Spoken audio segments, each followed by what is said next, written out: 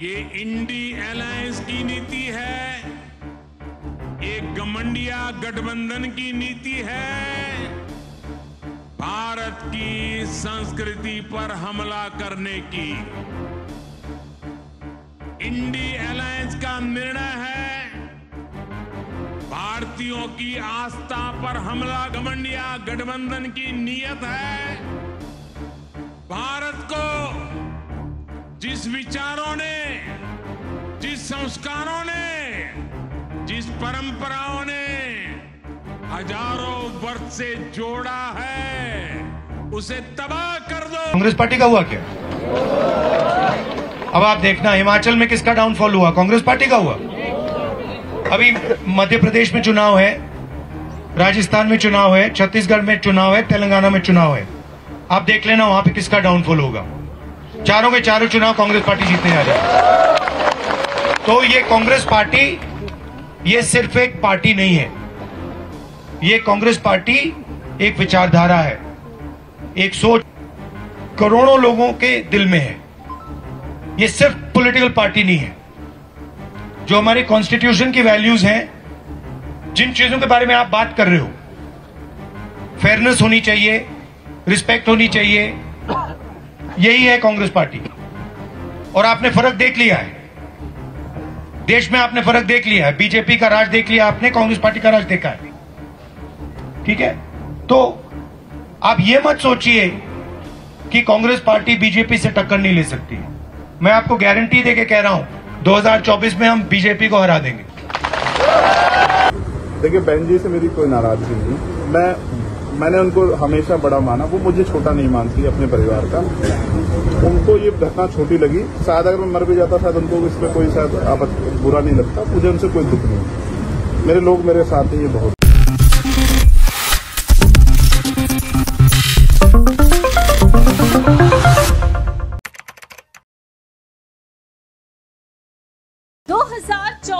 के लोकसभा चुनाव को मद्देनजर रखते हुए हर एक राजनीतिक दल तैयारियों में जुटा हुआ है।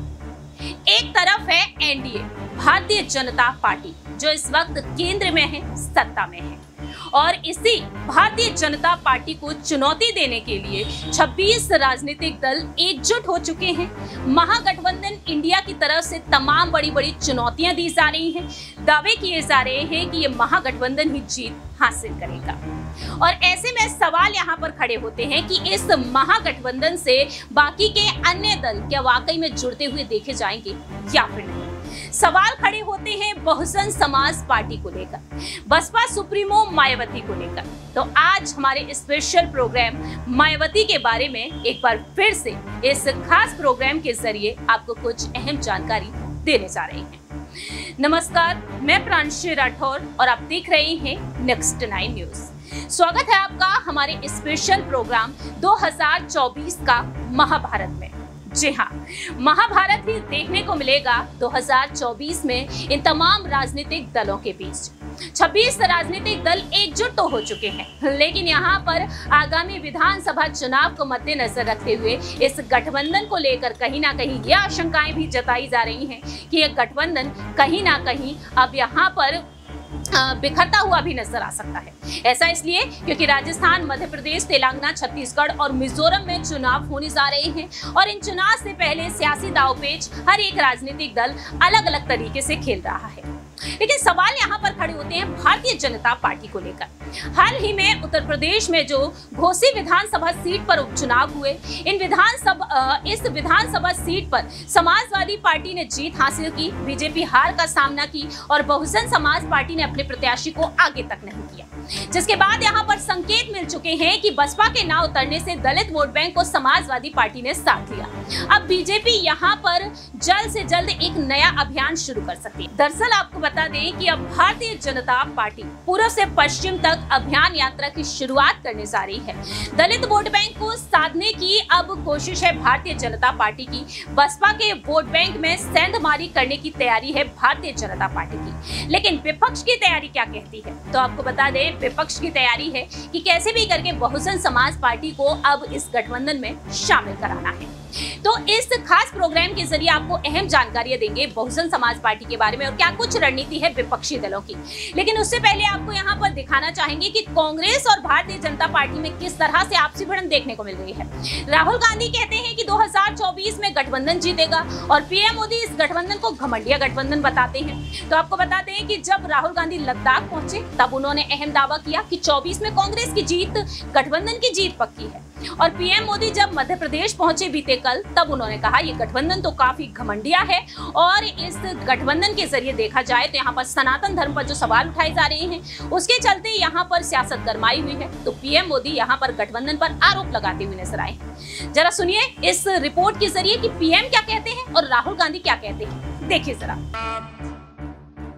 दुनिया को जोड़ने का सामर्थ्य दिखा रहा है। दुनिया के मंचों पर ये हमारा भारत विश्व मित्र के रूप में सामने आ रहा है। वहीं दूसरी तरफ कुछ ऐसे दल भी हैं जो देश को, समाज को विभाजित करने में जुटे हैं। इन्होंने मिलकर के एक इंडी अलायंस बनाया है। इस इंडी अलायंस को कुछ लोग घमंडिया गठबंधन भी कहते हैं। इनका नेता तय नहीं है,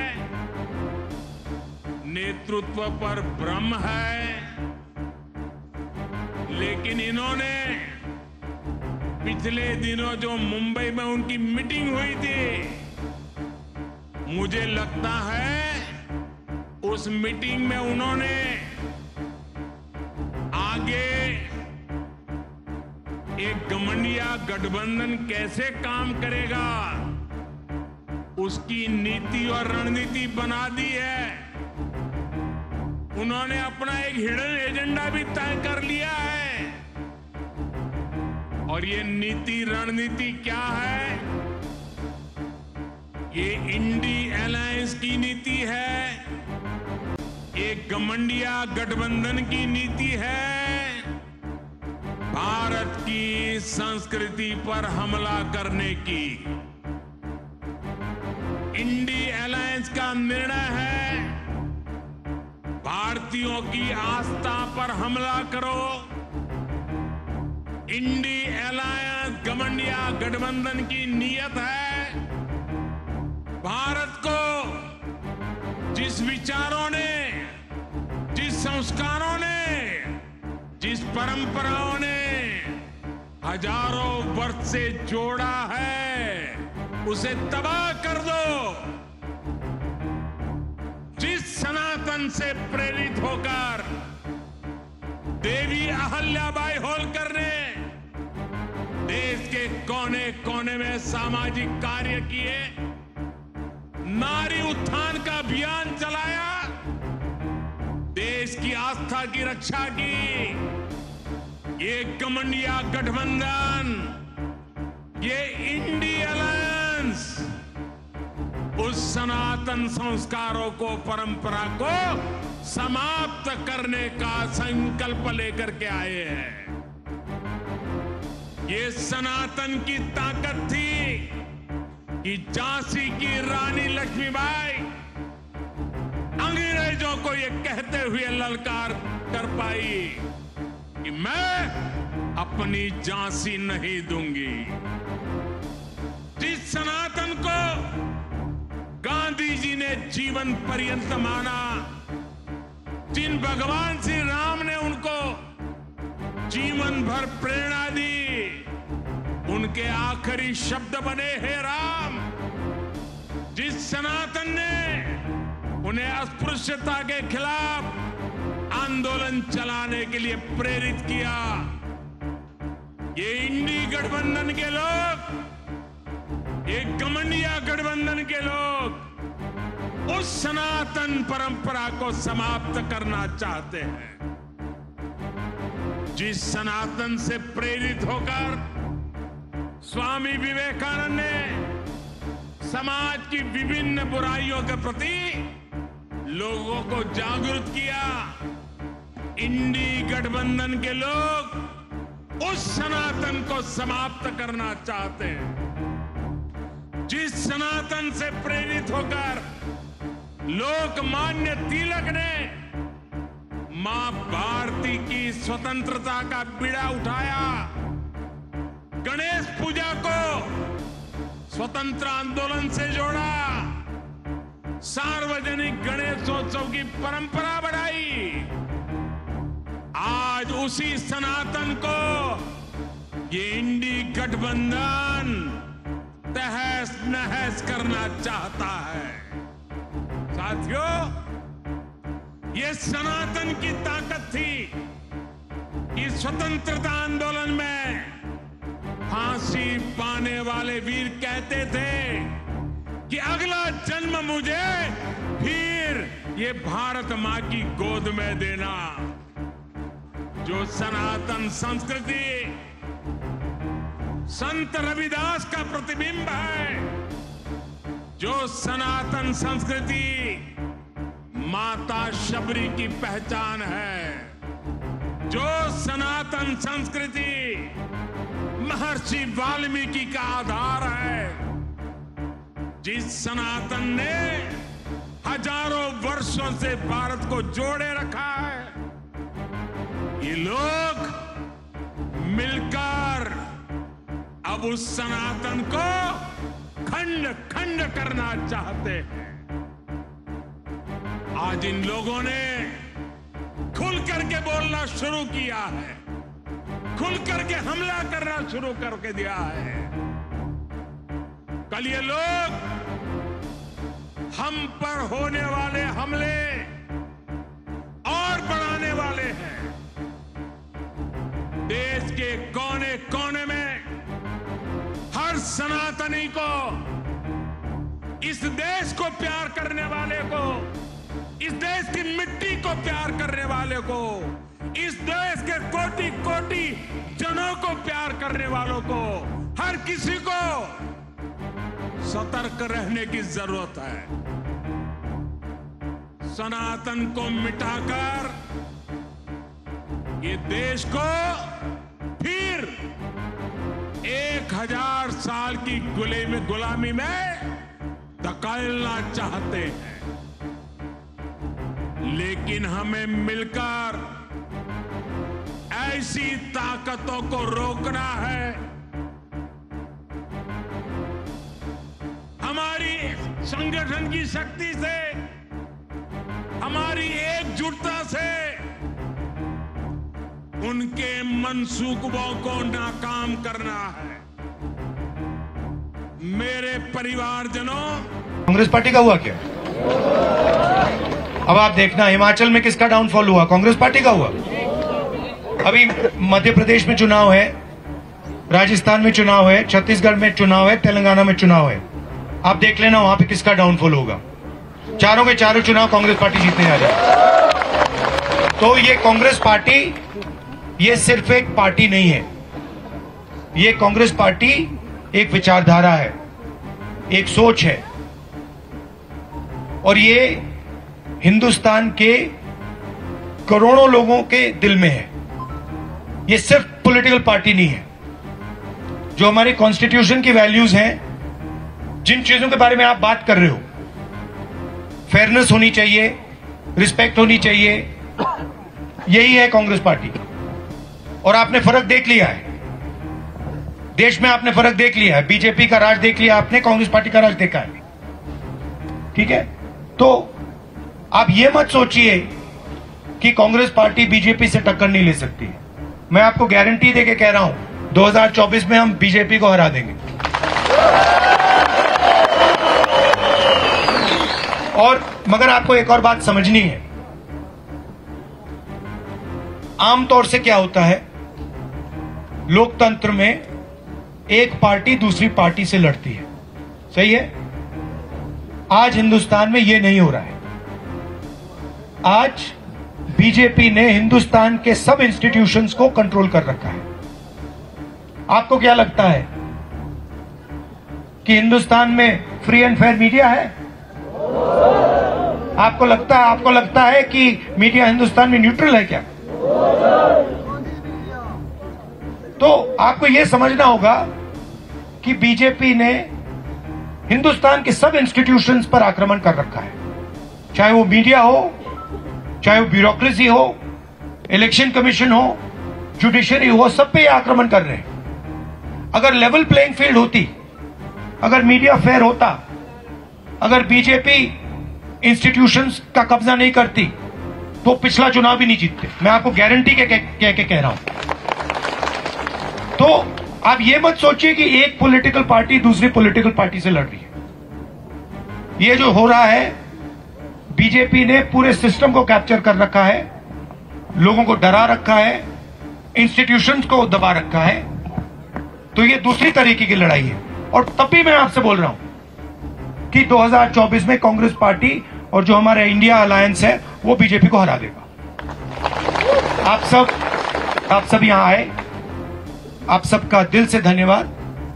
जो आपने बात कही है, आप अगले सेशन में देख लेना, मैं आपकी ही आवाज पार्लियामेंट में उठाऊंगा। Thank you.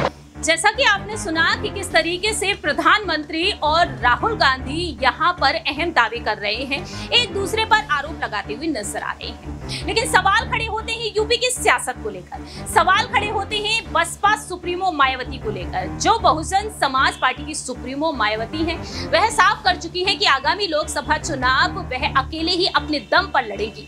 विधानसभा चुनाव हो चाहे लोकसभा चुनाव हो, वह किसी भी दल के साथ जुड़ना पसंद नहीं करेगी। अटकलें भी तेज हुई कि मायावती ने शर्तें रखी हैं इस गठबंधन के सामने और उन अटकलों पर विराम लगा दिया गया मायावती की तरफ से। उनका कहना रहा कि फेक न्यूज ना फैलाई जाए। उन्होंने मीडिया से ये अपील की। अब ऐसे में यहाँ पर सवाल ये खड़े होते हैं कि वाकई में मायावती इस गठबंधन से जुड़ेंगी। दरअसल आपको जानकारी दे देते हैं कि रालोद के कई ऐसे नेताओं की चाह है कि मायावती इस गठबंधन से जुड़ जाए। जी हाँ, रालोद प्रमुख जयंत चौधरी भी मायावती के खिलाफ कोई बयान देते हुए नजर नहीं आए जब इंडिया गठबंधन की मीटिंग हुई थी उस वक्त। लेकिन कुछ दिन पहले ही एक अहम बैठक हुई और उस बैठक को लेकर यहाँ पर कयासों का दौर यही शुरू हुआ कि कहीं ना कहीं मायावती को इस गठबंधन में शामिल कराने की चर्चाएं की जाएंगी। लेकिन जब बैठक की गई यहाँ पर रालोद की, तो उस वक्त नेताओं का कहना यही रहा कि बहुजन समाज पार्टी को इस गठबंधन से जोड़ लेना चाहिए। अगर ये गठबंधन से जुड़ जाती है तो दलित वोट बैंक को साधा जा सकता है। और ये भी कहा गया कि कहीं ना कहीं अगर मायावती इस गठबंधन से जुड़ती हैं तो परेशानी यहाँ पर हो सकती है समाजवादी पार्टी को। तो अखिलेश यादव को कहीं ना कहीं दरकिनार भी किया जा सकता है। तो अखिलेश यादव को दरकिनार करना पसंद है गठबंधन को, लेकिन मायावती को वह शामिल कराना चाहते हैं क्योंकि मायावती की पार्टी के चलते दलित वोट बैंक को बढ़ावा मिलेगा। घोसी विधानसभा सीट पर जो उपचुनाव हुए वहां पर सपा ने बाजी तो मार दी, लेकिन अगर यहां से बसपा उतरती तो शायद ही समाजवादी पार्टी जीत हासिल कर पाती। इस तरह के दावे किए जा रहे हैं। तो ऐसे में यहां पर देखा जाए, सवाल ये खड़े होते हैं कि रालोद और समाजवादी पार्टी के साथ गठबंधन है भीम आर्मी के संस्थापक की पार्टी का, यानी कि यहाँ पर आजाद समाज पार्टी का भी गठबंधन है। तो ऐसे में सवाल यही खड़े होते हैं कि वाकई में चंद्रशेखर आजाद इस पार्टी से यहाँ पर जुड़ सकते हैं बखूबी, या फिर माफ कीजिएगा इस गठबंधन से जिस तरह से वह जुड़े हुए हैं, क्या मायावती के आ जाने के चलते चंद्रशेखर आजाद भी दरकिनार होंगे? क्योंकि मायावती और चंद्रशेखर आजाद के रिश्तों से आप बखूबी वाकिफ हैं। चंद्रशेखर आजाद ने बार बार यही संकेत दिए हैं कि बसपा से वह जुड़ना पसंद करेंगे। वहीं दूसरी ही तरफ यहाँ पर यह देखा गया है कि मायावती ने चुप्पी साधे रखी जब चंद्रशेखर आजाद पर हमला हुआ था, और उस दौरान चंद्रशेखर आजाद ने यह बात भी कही थी कि एक ना एक दिन, एक ना एक पल तो ऐसा आएगा जब मायावती कहेंगी कि चंद्रशेखर आजाद उनके बेटे हैं और पार्टी यही संभालेंगे। तो आइए आपको सुनाते हैं कि आखिरकार चंद्रशेखर आजाद क्या कुछ कहते हैं, सुनिए जरा। ये लाइन ही विचारधारा ही गलत है कि गोली से ऊपर, और ये बीजेपी की भाषा है, गोली मारो सालों को, ये वही उसी को उपजाऊ हो रही है।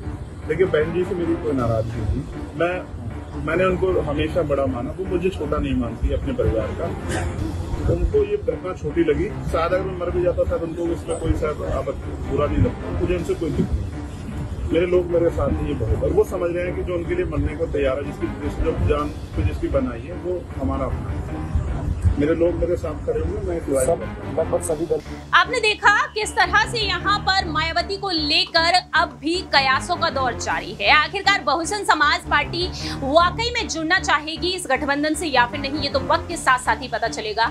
लेकिन पब्लिक यहाँ पर क्या कुछ कहती है भारतीय जनता पार्टी को लेकर, इंडिया गठबंधन को लेकर, आखिरकार 24 में किसकी जीत होगी? क्या वाकई में मायावती और चंद्रशेखर आजाद एक साथ नजर आएंगे? क्या वाकई में गठबंधन में स्वागत देखा जाएगा बहुजन समाज पार्टी का? ये देखना काफी ज्यादा दिलचस्प होगा। फिलहाल हमारे इस खास प्रोग्राम में इतना ही, लेकिन आपकी क्या कुछ राय प्रतिक्रिया है कमेंट सेक्शन में आप अपनी राय रख सकते हैं। और जाते जाते आपको दिखाते हैं कि आखिरकार हमारे देश की आवाम, हमारे देश की जनता क्या कुछ चाहती है 2024 के लोकसभा चुनाव को ध्यान में रखते हुए। आखिरकार प्रधानमंत्री कौन होना चाहिए, इस पर क्या कुछ कहते हैं, और मायावती चंद्रशेखर आजाद को लेकर क्या कुछ कहते हैं, देखिए जरा। सकते हैं कि गठबंधन होता है, 26 विपक्ष की पार्टियां एक तरफ आ जाती हैं, 38 एक तरफ चली जाती है, लेकिन चंद्रशेखर आजाद की बात कर लो, मायावती की बात कर लो, अस्तित्व विहीन लगते हैं। क्या आपको लगता है कि ये दोनों नेता आपस में मिलकर महागठबंधन को जो है यहाँ पर तगड़ा चुनौती देंगे? देखिए, इस बात पे मेरा ये कहना है कि जब बहन मायावती को बिजनौर में पहला चुनाव लड़ाया था तो बाबूजी ने से जो ना कांग्रेस राजीव गांधी आए थे कि आप हमें अपना नाम दे दें, तो बाबूजी ने कहा कि मेरा नाम क्या है? अगर वो कहते कि विजय सिंह यादव को ले लो, बारेलाल को ले लो, जो हम 15-20 लोग थे उस वक्त बाबूजी के जो ना नज़दीक, तो राजीव गांधी ने ये कहा कि मुझे मीरा कुमार को दे दो आप। तो बाबूजी ने कहा कि सोच लो, और उसके बाद में मायावती जी के अगेंस्ट और रामविलास पासवान के अगेंस्ट बिजनौर से हम लड़े थे और 26,000 वोट से हम जीत के आए थे। उसके बाद हमारी कांसीराम साहब से पूरी पैरेलल राजनीतिक बात होती थी। कांसीराम जी का जो सपना था कि देश का प्रधानमंत्री दलित हो, बाबूजी नहीं बन सके, तो हम जो ना इस बात में पूरी तरीके से सपोर्ट में थे कि बहन मायावती जो ना प्रधानमंत्री बने। लेकिन बहन मायावती जी ने जिस प्रकार से ब्राह्मणों का साथ पकड़ लिया और जो सतीश मिश्रा नाम के व्यक्ति को जो है ना उन्होंने अपना सारा प्रभार दे दिया, तो उसके बाद में फिर हमारे पास क्या रह गया? हमें सबसे पहले जाना है अगर मायावती जी के दरवाजे पर, तो सबसे पहले सतीश मिश्रा जी को ढोक देना पड़ेगा। और बाबूजी ने कहा था कि ब्राह्मण के सामने कभी सर मत झुकाना, अपना सम्मान कभी नहीं बेचना। यानी कि मान लीजिए कि चंद्रशेखर आजाद मायावती के साथ नहीं जाएंगी। देखिए, पर मोदी जी की छवि सहित भारत की छवि को बदला। लेकिन सबसे बड़ी बात यह है कि G20 का जो सूची बनाई जाती है वो हर एक देश को मौका दिया जाता है अध्यक्षता के लिए। अगली बार ब्राजील को भी जो है मौका दिया गया है अध्यक्षता के लिए। क्या नाम है आपका? मोहम्मद जाबिर। जाबिर, चुनाव नजदीक हैं 24 के, क्या लगता है इस बार जिता पाएंगे आप? इस बार इंडिया अलायंस आएगी। इंडिया अलायंस आएगी जी। इंडिया अलायंस कैसे? इंडिया अलायंस आएगी। भाजपा सरकार अच्छा काम नहीं कर रही? मोदी जी अच्छे हैं मगर उसका कार्यकर्ता सही नहीं है। सब कुछ तो दे रहे हैं, मोदी जी राशन दे रहे हैं। राशन से नहीं होगा भैया, बेरोजगारी बहुत ज्यादा है, महंगाई बहुत ज्यादा है, सिर्फ राशन से नहीं होने वाला ना। मिलता हुआ दिखाई दे रहा है। यहाँ पर सवाल ये रहेगा कि कई विपक्षी दलों ने चंद्रशेखर आजाद को समर्थन दिया, यहाँ तक के सुभाषपा के प्रमुख ओम प्रकाश राजभर उनसे मुलाकात करने भी गए। लेकिन दलितों की मसीहा माने जाने वाली बसपा सुप्रीमो मायावती इस मामले पर अभी तक खामोश है। तो क्या लग रहा है कि चंद्रशेखर आजाद का वर्चस्व जो लगातार तेजी से बढ़ रहा है, उन्हें भीम आर्मी का समर्थन मिल रहा है, क्या इससे मायावती घबराती हुई दिखाई दे रही है? ऐसा कुछ नहीं है, हमारी बहन जी घबरा नहीं रही है, हमारे भाई। तो फिर उन्होंने कुछ कहा क्यों? अभी तक वो खामोश क्यों है इस मामले में? उनकी राजनीति हमेशा शांत राजनीति रही है आज तक का ये उनका। लेकिन कम से कम वो तमाम मुद्दों पर अपनी बात रख रही है। चंद्रशेखर आजाद पर हुए हमले को लेकर एक ट्वीट तो वो कर सकती थी, मुलाकात तो कर सकती थी। वो कर सकती है, उनकी अपनी सोच है। हमारे भाई अपने अलग अपने हिसाब से चलते हैं, लेकिन हमारा अपना काम कर रहा है बहन जी, हमारी अपना काम कर रहे हैं, वो हमारी आदर्श नेता, हम उनको मानते हैं। यानी कि जो तमाम लोग लगातार मायावती और चंद्रशेखर आजाद के बीच खाई पैदा करने की कोशिश कर रहे हैं, क्या लग रहा है ये खाई वो पैदा कर पाएंगे? क्योंकि लगातार ये सवाल उठाया जा रहा है कि मायावती खामोश। कोई खाई नहीं है, बहन कुमारी मायावती जी राजनीति करते हैं और भाई हमारा बहुजनों का आगे बढ़ के। यानी कि साल 2024 में मायावती जी और यहाँ पर चंद्रशेखर आजाद एक साथ नजर आएंगे, क्योंकि अभी तक नजर नहीं आए। बताएगा भाई, बताएगा कि आगे क्या होता है। वो मेरे बताएंगे वो क्या निर्णय लेते हैं। बहन कुमारी मायावती जी बताएंगे, बड़े भाई एडवोकेट चंद्रशेखर आजाद जी बताएंगे। जैसा हमें निर्देश मिलेगा वैसा हम लोग पालन करेंगे। वो राजनीति करते हैं, हमारे भाई बहुजनों का आंदोलन करते हैं, बहन बेटियों के न्याय के लिए आगे आता है। अच्छा, आज अगर मांगे जो आपकी हैं, उन पर अगर केंद्र सरकार कोई निर्णय नहीं लेती है, आगे आपका क्या कदम रहेगा? 2024 के लोकसभा चुनाव को मद्देनजर रखते हुए जहां एक तरफ 26 राजनीतिक दल एकजुट हुए, तो अब इस गठबंधन में यहां पर बहुजन समाज पार्टी भी शामिल हो जाए। अब यहां पर ये कोशिशें करते हुए नजर आ रहे हैं विपक्षी दल। तो क्या वाकई में यहां पर विपक्षी दलों की कोशिशों के मुताबिक बहुजन समाज पार्टी की सुप्रीमो मायावती यहां पर जुड़ने का फैसला करेंगी या फिर नहीं? सवाल यहां पर रहेगा हमारे सहयोगी आसिफ से कि आखिरकार उनका क्या कुछ कहना रहेगा, क्योंकि देखा जाए तो यहाँ पर 3 दलों का गठबंधन है यूपी की सियासत में। जैसा कि आप जानते हैं कि समाजवादी पार्टी और यहाँ पर आजाद समाज पार्टी है, और साथ ही साथ यहाँ पर देखा जाए तो समाजवादी पार्टी, आजाद समाज पार्टी के साथ साथ यहाँ पर कांग्रेस पार्टी भी कहीं ना कहीं आगे बढ़ती हुई नजर आ रही है। तो ऐसे में यहाँ पर रालोद पार्टी भी इस गठबंधन से जुड़ी हुई है। तो रालोद के जो कार्यकर्ता हैं वो चाहते हैं कि मायावती इस गठबंधन से जुड़ जाएं, जिससे कि दलित वोट बैंक को यहाँ पर बढ़ावा मिल जाए। आपको क्या लगता है, चंद्रशेखर आजाद भी इस गठबंधन में है, तो चंद्रशेखर आजाद के रहते हुए मायावती जुड़ना चाहेंगी, और अखिलेश यादव भी हैं, तो आपको क्या लगता है? ऐसे देखिए, जब भी यूपी का जिक्र होता है और खास करके जब इंडिया गठबंधन का जिक्र होता है, तो इसमें कोई शक नहीं कि जितना आरएलडी का जिक्र कर लीजिए, कांग्रेस का जिक्र कर लीजिए, उससे कई ज़्यादा अगर समाजवादी पार्टी का बात करें तो मायावती की ज़रूरत तो उन्हें पड़ेगी। भले ही देखिए आज 2022 के विधानसभा चुनाव में उनका परफॉर्मेंस प्रदर्शन ठीक नहीं रहा, लेकिन इसके बावजूद भी चंद्रशेखर आजाद की अगर हम बात करते हैं मायावती की, तो उनको ज़रूरत तो पड़ेगा। इसका एक एग्जाम्पल अभी पिछले कुछ दिनों में मिला, जब घोसी का उपचुनाव हो रहे थे, वहाँ पर देखिए बीजेपी और समाजवादी पार्टी में टक्कर था, लेकिन मायावती पीछे टांग खींच लेती हैं, और इसका पूरा श्रेय और फायदा जो कहीं ना कहीं समाजवादी पार्टी को जाता है। क्यों? क्योंकि वहाँ लगभग 1,20,000 के आसपास जो है दलित वोट बैंक था, जिसका पूरा फायदा जो है समाजवादी पार्टी को मिला, और जबरदस्त जीत भी हुई जब सुधाकर सिंह जीत दर्ज किया, दारा सिंह चौहान हार गया। हालांकि वो भी पहले समाजवादी पार्टी पर। तभी ये सवाल उठना शुरू हो गया और लोग कयास लगाने शुरू कर दिए कि भाई जब पटना में बैठक होती है, फिर उसके बाद बेंगलुरु में बैठक होता है, फिर मुंबई में होता, भाई ये मायावती नहीं होती हैं साथ में। लेकिन उसी वक्त जब समाजवादी पार्टी जीत रही थी, घोसी उपचुनाव का जिक्र कर रहा हूँ, तब मायावती ने उसी वक्त जो है दरअसल बीजेपी पर हमला किया। तो लोगों को ये लगना, और इसीलिए कयास लगाने शुरू कर, लगाने भी चाहिए। हमारा सिर्फ जब तक बयान नहीं आएंगे तो कयास ही लगा सकते हैं। तो मुझे भी लग रहा है कि शायद अब जिस तरीके के उनके सुर हैं, जिस तरीके के उनके तेवर हैं, उस लिहाज से लग रहा है कि मायावती शायद साथ आ सकती हैं। अगर आती हैं तो देखिए, भले ही देश में फर्क पड़े न पड़े, लेकिन यूपी के जो 80 सीटें हैं शायद उस पर पड़ता जरूर है। तो क्या वाकई में लगता है कि अब मायावती का फैसला बदलता हुआ नजर आ सकता है, क्योंकि 24 को लेकर उनका कहना यही है कि अकेले ही उनकी पार्टी चुनाव लड़ेगी? हाँ बिल्कुल, देखिए इसमें कोई शक नहीं। देखिए ओपी राजभर हो गए, मायावती हो गए, देखिए इन लोगों के बयान पे हम स्टिल रह भी नहीं सकते हैं, और वो खुद ही इस चीज़ों पे कायम भी नहीं रहती हैं। अकॉर्डिंग टू सिचुएशन और हालात के अकॉर्डिंग वो लोग अपने बयान को बदल भी लेते हैं। अगर यही ओपी राजभर को हम आप जानते हैं, समाजवादी पार्टी के साथी, वो मोदी जी को गाली देते थे, योगी जी को गाली देते थे, फिर अचानक से पलटी मार गया। अभी उनको प्रभारी बना दिया गया था घोसी चुनाव में, वो जिम्मेदारियों को निभा रहे थे, फिर हारने के बाद खुद ही बयान से पलटते रह गए।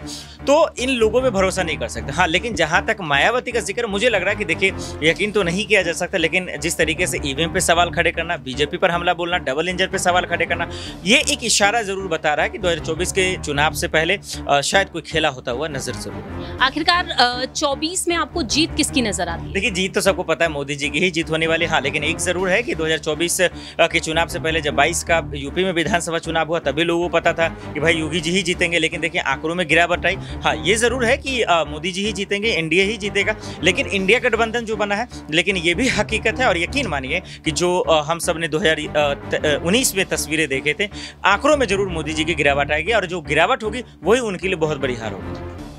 वाकई में अब देखना होगा क्या वाकई में 2024 से पहले मायावती अपने फैसले को बदलती हुई नजर आएंगी या फिर नहीं।